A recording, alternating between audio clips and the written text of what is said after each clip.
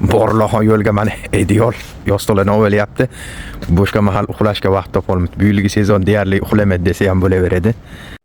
Assalomu alaykum. Yarim kechasi bo'lishiga qaramasdan avtomatika darvozalarimizni yig'ib yo'lga chiqarib yuryapmiz.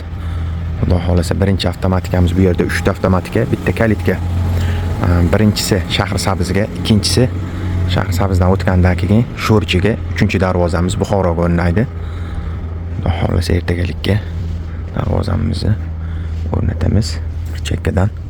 Hop, bu yerdan kelgandan keyin Farg'onaga bor. Farg'onadagi Jamisho'yi darvozasi bor. Keyin Ruchnoy darvozalarimiz bor. Ulgura olmayapmiz. 2-3 kun cho'ziladigan bo'lyapti. Buni vohaga berib o'rnatib kelishgungacha o'shanga uzr so'rab qolamiz. Kutib turishganlarga, vohadan ko'rayotganlar bo'lsa pastdagi nomerlarga aloqaga chiqaverasizlar, qaytishda o'lchab qaytamiz.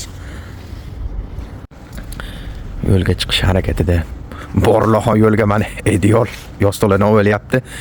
Boshqa mahal uxlashga vaqt topolmaydi. Buyilgi sezon deyarli uxlamaydi desa ham bo'laveradi. Zakazlar tugatib olaylik, o'zi ham kecha-yu kunduzi tinmay harakat qilib. Qishda buyil uxlamamish kerak, o'njaldi. Ozgina sabr. Shu zakazlarimizni tugatib olaylik deb astodil harakat qilyapmiz. Klientlardan shu gap uzr so'rab qolamiz. Uxlamasdan harakat qilyapmiz. Xudo xolasa tezlashtirib o'rnatib beramiz.